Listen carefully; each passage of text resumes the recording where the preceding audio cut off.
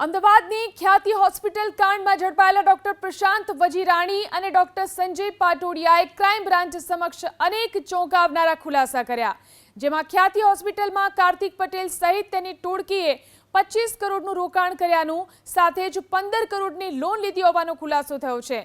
આ જ લોનની ભરપાઈ કરવા માટે ગરીબોના હૃદય ચીર્યા હોવાનો પર્દાફાશ થયો।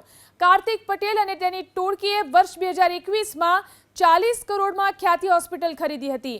ત્યારબાદ ટોળકીએ જલ્દી નફો મેળવવા માટે જ રોકાણ કરેલા રૂપિયા ઝડપથી રિકવર કરવા માટે પ્લાન તૈયાર કર્યો હતો, જેમાંથી કાર્તિક પટેલ અને ચિરાગ રાજપૂતે પ્રધાનમંત્રી જન આરોગ્ય યોજનાથી કઈ રીતે વધારે રૂપિયા હોસ્પિટલમાં આવે તે માટે અધિકારીઓ સાથે સેટિંગ કર્યું હતું।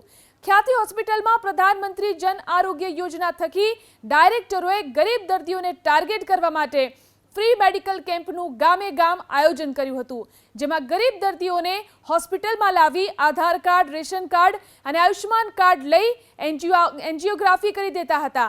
ત્યારબાદ દર્દીઓને ખોટી બીમારીનો રિપોર્ટ પણ સોંપી દેવાતો હતો, જે બાદ ચિરાગ અને તેની માર્કેટિંગ ટીમ દર્દીઓને તમારો રિપોર્ટ બહુ ખરાબ આવ્યો છે, ગમે ત્યારે હાર્ટ એટેક આવી શકે છે અને જો એન્જિયોપ્લાસ્ટી સર્જરી નહીં કરાવો તો તમારું મોત પણ થઈ શકે છે તેમ કહી દર્દીઓને ડરાવી અને શિકાર બનાવતા।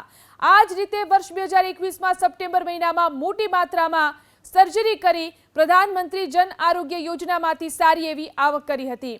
ત્યારબાદ કાર્તિક પટેલે ચિરાગ રાજપૂતે તાત્કાલિક આ જ સિસ્ટમથી રોકાણ કરેલા રૂપિયા રોકાણકારોને પરત મળે અને લોનની પણ ઝડપથી ભરપાઈ થઈ શકે તેમ આવી જ રીતે વધારે ને વધારે પ્રધાનમંત્રી જન આરોગ્ય યોજનામાંથી એન્જિયોપ્લાસ્ટી સર્જરી કરવા તબીબોને સૂચના આપી હતી, જેના કારણે અનેક તબીબો હોસ્પિટલ છોડીને પણ જતા રહ્યા હતા।